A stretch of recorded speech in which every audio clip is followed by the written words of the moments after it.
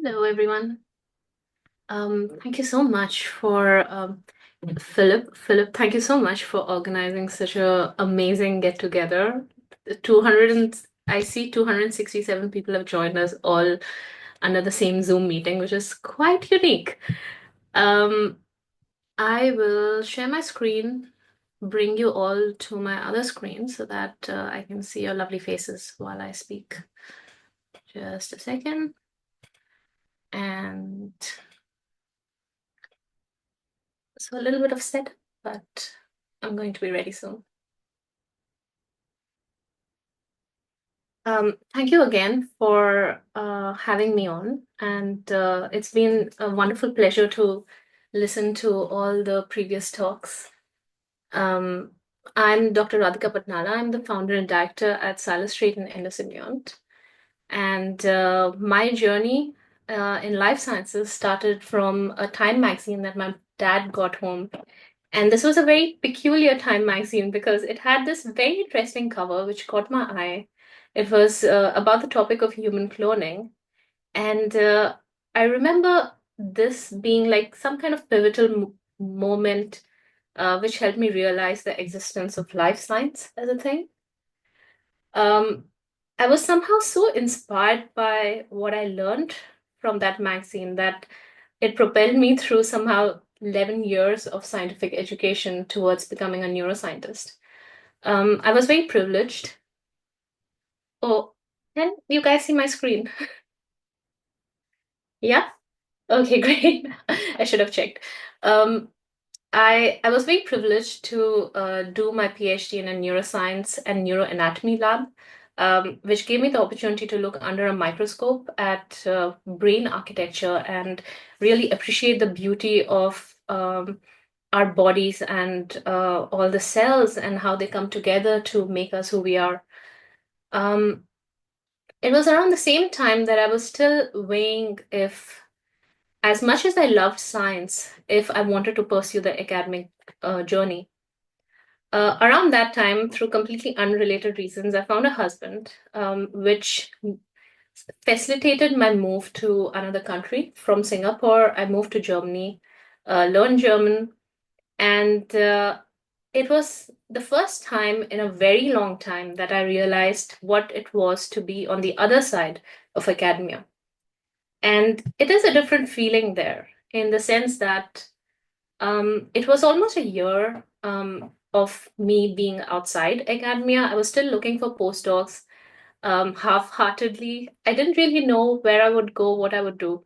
But I was also starting to feel a little bit of an identity crisis come across in the sense that are you really a scientist if you can't access the publications that you're supposed to be an expert of? Are you really a scientist if you can't afford to go to conferences, which are supposed to be in your field and where all your peers hang out? And so these were the questions that I was battling with at that time. And the longer I spent outside of academia, I felt like my identity sort of started to crumble, and I had to do a lot of mental work to pick up the pieces again. There was one core truth that really helped me in that process, and it was the realization that I wanted to be useful. I wanted to be useful to the people that I was around, to the community, the scientific community that got me that far. And I had spent too long and I studied too much to let it go. And I always include this part in my talks because I do know that a lot of people are in that transition phase. And I think it's very important for people to know that this is a natural process of coming outside the whole concept of being a scientist and coming outside and seeing what else is there for you.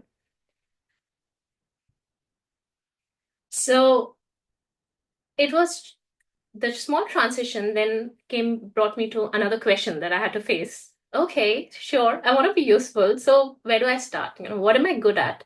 And what should I do with it? By that time, I was really good at cutting mouse and rat brains, but it's not really a skill that I could practice in the real world. Um, my mom was an interior designer, And I grew up in a house with a lot of art around me. She used to draw these beautiful perspective drawings, watercolors, computer softwares, AutoCAD. And I ended up learning a lot of these skills while I was growing up, but they were latent in me. And they started blossoming in me while I was doing my PhD. So I took all the skills that I had up to that point, and that was the inception of Sci-Illustrate. What happened next? I started making art. Every time I would miss science, I would miss being in the lab, I would draw. And slowly, something magical started happening. Um, what I missed while doing science, the inspiration, the creativity that I felt in the lab, I started finding in my art. I started enjoying the process and I lived for it. And um, yeah, that is what has carried me through all these years of doing scientific art. Over time, I started utilizing my skills to help others communicate their science, both in academia and outside in the industry. And the longer I spent doing this field of work, the more I realized that the landscape of healthcare communications is actually extremely complex and very delicate. And all of these communication channels need to work just right for us to transform any discovery into medicine.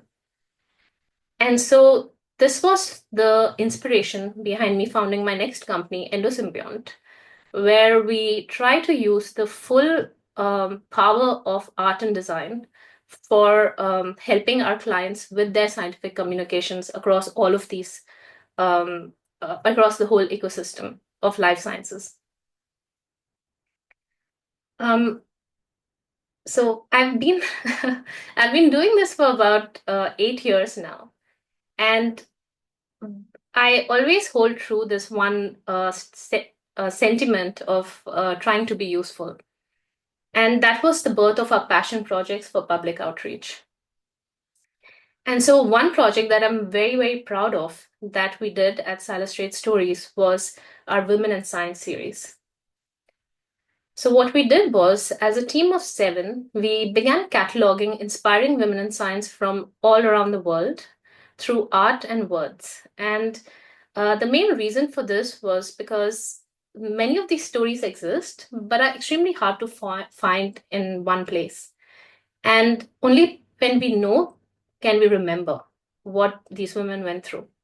So, in 3 years, showing 3 stories every month, we told 75 stories and we created a resource that was free to use for anyone. And in the process of doing this project, we became science historians, and it makes us as a team very proud for creating this beautiful resource.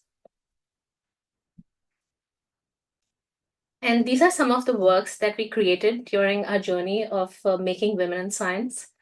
And another really special part about the series is that I wanted to cover Indian women in science, and it was quite a personal objective for me because um, I I was in science for almost 11 years, but if you asked me about Indian women and scientists, I had no idea. And that was also the motivation behind creating this, so that we just uncover hidden stories about what science in India looks like through a woman's perspective. So, what I learned from this project was there's always a problem waiting to be solved. And it's important to pick what moves you, and then you can get really far.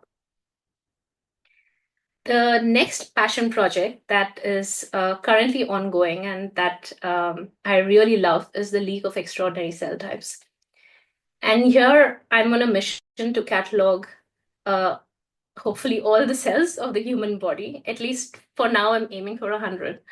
But yeah, so this is what's going on now, and we're slowly uh, releasing every cell type every 2 weeks.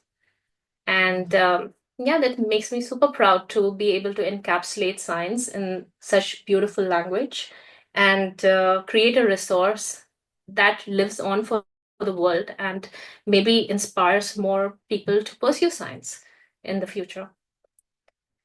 And so it's very interesting with this project because what I really learned from this was science is extremely complex and siloed. And say, for example, even though I'm a neuroscientist, I don't really have a good understanding of what happens in other parts of the body. And so what this project really teaches me is there is so much beauty in all other parts of the beauty of the body that I didn't even appreciate before.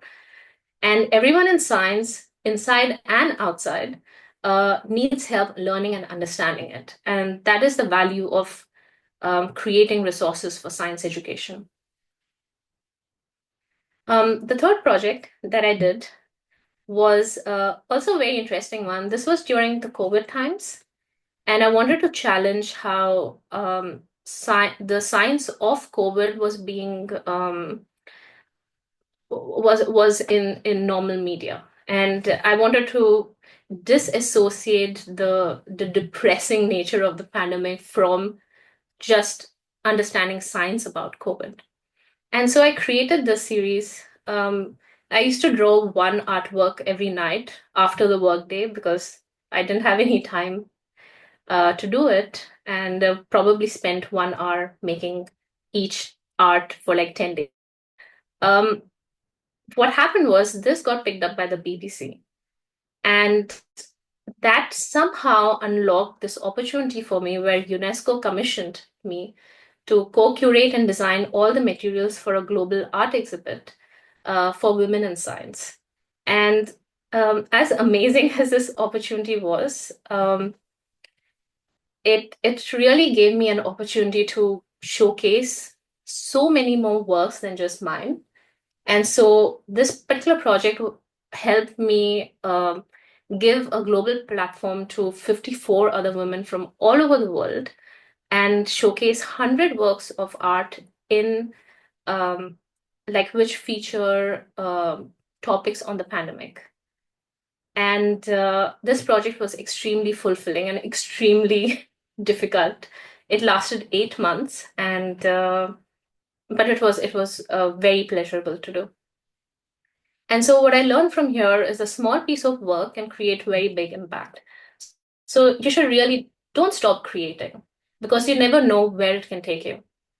And but one thing that I always hold true from also this whole experience of, like going big is true value actually comes from the small wins that help us get better at our craft each day. So that is what you should try and focus on, get better each day at doing what you love. And so when we started off, it was very clear to us that the only way to move the entire field forward, like entire field of visual communications forward, was having good training. And so that is when we started the Sci-Illustrate Masterclass. And I think over the years, we have trained about 300 or more scientists in the skills for scientific illustration.